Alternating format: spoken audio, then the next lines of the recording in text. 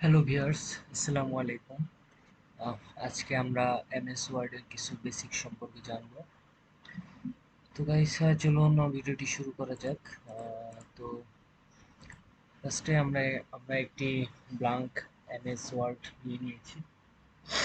তো গাইস, আজকে আমরা এই যে উপরে যে একটি হোম বাটন দেখতে পাচ্ছেন, এই হোম বাটন সম্পর্কে আজকে আমরা জানবো। এই হোম বাটনে কি আছে না আছে, বা আমাদের যে এই যে উপরে যে আমরা যে টুলসগুলো দেখতে পাচ্ছি, টুলসগুলো আমরা কিভাবে ইউজ করব সেই সম্পর্কে আমরা আজকে জানবো।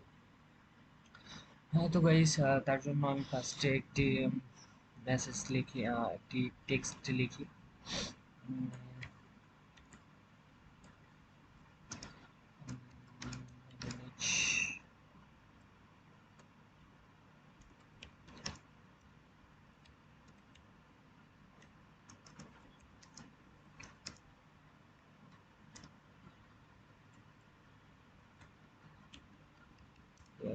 গুড।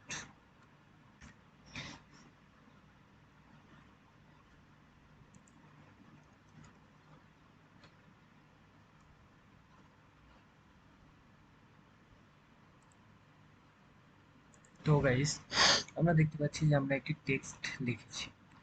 তো গাইস, আমাদের এই ফন্টটি রয়েছে ক্যালিবারি বলে। তো এই ফন্টটিকে আমরা যখন চেঞ্জ করতে চাই, আমরা বিভিন্ন ধরনের ফন্ট ইউজ করতে পারি। এই ফন্টটি চেঞ্জ করার জন্য আমাদের যে কাজটি করতে হবে, সেটি হচ্ছে এইভাবে টেক্সটটি ফার্স্টে সিলেক্ট করে নিতে হবে। দেন এই যে উপরে যে আমরা একটি টেক্সটের বডি দেখতে পাচ্ছি, এখানে গেলে আমরা এই যে বিভিন্ন ধরনের ফন্ট পেয়ে যাব। যেমন গাইস, আপনারা দেখতে পাচ্ছেন যে আমি ফন্টের উপর আমার মাউসের কি মাউসটি নেওয়াতে ফন্টগুলো চেঞ্জ হয়ে যাচ্ছে। তো গাইস, আপনি চাইলে আপনি যে ফন্টে রাখতে চান না কেন আপনার লেখা, আপনি সেই ফন্টে রেখে দিতে পারেন। আপনার যে ফন্টটিতে রাখতে আপনার ইচ্ছা হয়। তো আমি আপাতত এটাতে রেখে দিলাম। তো গাইস, তার পাশে আমরা যে অপশনটি দেখতে পাচ্ছি এটি হচ্ছে ফন্ট সাইজ। তো গাইস, এই ফন্ট সাইজ পরিবর্তন করতে হলে আমার বর্তমান ফন্ট সাইজ আছে 11। তো এই ফন্ট সাইজটি বড় করার জন্য আমাদের যে কাজটি করতে হবে সেটি হচ্ছে আমাদের এই টেক্সট ডকুমেন্টটিকে ফার্স্টে সিলেক্ট করে নিতে হবে। দেন ফন্ট আমি কত দিব, আমি 20 দিতে চাই। তো আমি 20 দিয়ে দিলাম। তো গাইস, দেখতে পাচ্ছেন আমার ফন্ট সাইজটি অলরেডি বড় হয়ে গেছে। তো গাইস, দেন আমার আছে, আমার নাম হচ্ছে নাইমুর রহমান। আমি এই নামটি একটু বোল্ড করে দিতে চাই। তো তার জন্য আমাকে ফার্স্টে এই নাইমুর রহমান ওয়ার্ডটি নেমটি সিলেক্ট করতে হবে। দেন গাইস, উপরে আমরা দেখতে পাচ্ছি এই যে বোল্ড অপশন। এখানে বোল্ডে ক্লিক করে দিলে গাইস আপনারা দেখতে পাচ্ছেন যে লেখাটি বোল্ড হয়ে গেছে। তো গাইস, আমি যদি চাই আমার নামটি একটু আলাদাভাবে লিখবো বা আলাদা একটু ইতালিক করে রাখবো, তো তার জন্য আমরা এই যে একটি আই ইতালিক ফর্ম আছে, অথবা কন্ট্রোল আই চাপলেই আমরা দেখতে পাবো যে এটি ইতালিক হয়ে গেছে। তো গাইস, দেখতে পাচ্ছেন যে আমার নামটি অন্য ফন্টের থেকে একটু বাঁকা হয়ে আছে। তো গাইস, তার পাশে আরো একটি অপশন আছে, সেটি হচ্ছে আন্ডারলাইন। তো গাইস, ধরেন মাই তো গাইস, আপনারা দেখতে পাচ্ছেন যে মাই নেম বানানটি ভুল আছে। তো আমি এটিকে এখন কেটে দিব।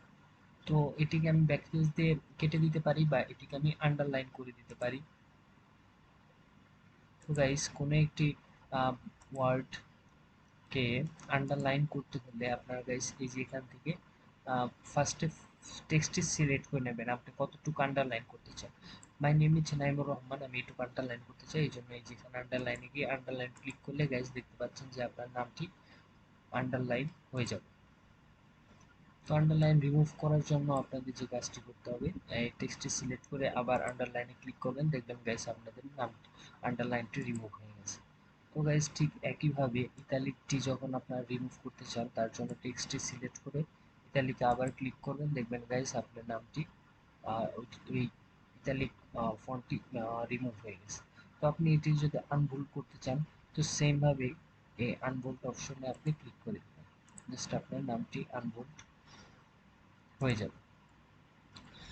তো গাইস, এখানে আপনারা চাইলে আপনাদের এখানে কিছু অপশন আছে, সেগুলো আমি দেখাচ্ছি আপনাদের। এই যে এখানে এটা হচ্ছে ফন্ট সাইজ বড় এবং এটি হচ্ছে ফন্ট সাইজ ছোট। তো গাইস আপনারা চাইলে এখান থেকে যদি এইভাবে যদি সিলেক্ট নাও করতে চান, তো আপনারা আরো একটি জিনিস করতে পারেন, সেটি হচ্ছে ফার্স্ট টেক্সট সিলেক্ট করে নেবেন।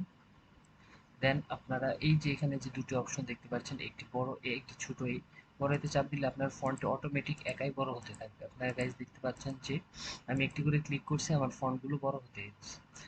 দেন পাশেরটা যদি আমি ক্লিক করি, তো গাইস দেখছেন আমার ফন্টগুলো অটোমেটিক ছোট হয়ে যাচ্ছে।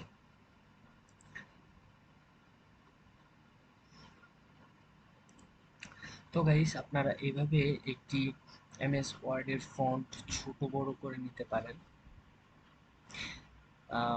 দেন একটি একটি ফন্ট আপনারা আন্ডারলাইন করতে পারেন, আপনারা আন্ডারলাইন ফন্টটিকে বোল্ড করতে পারেন। ফন্টটিকে আপনারা চাইলে আপনাদের যদি ধরেন একটি নাম কোনো কিছু ভুল আছে, যে ধরেন আই এম 22 ইয়ার্স, ইয়ার্স বানানে এখানে আমি আই দিয়েছি, তো আমার এই বানানটি ভুল, তো এই বানানটি আমি এখন কেটে দিব। কেটে দেওয়ার জন্য এই জায়গায় সেখানে দেখতে পাচ্ছেন আপনারা একটি অপশন, আর সেটা হচ্ছে স্ট্রাইক অপশন, স্ট্রাইক ডট। তো গাইস এখানে আপনারা ক্লিক করলে দেখতে পাচ্ছেন যে আমার লেখাটি এখানে স্ট্রাইক হয়ে গেছে। তো গাইস এখানে আমি সিম্পলি ভাবে আমি লিখে দেবো I A R S, years good. That's it guys. আশা করি আমার ভিডিওটি ভালো লেগেছে। তো এমএস ওয়ার্ডের আরো বিস্তারিত সম্পর্কে জানতে আমার পরবর্তী ভিডিওগুলো দেখবেন। আজকে এই পর্যন্তই। আমি আমার পরবর্তী ভিডিওতে আরো বেসিক সম্পর্কে আপনাদের জানাবো। ধন্যবাদ সবাইকে। আসসালামু আলাইকুম।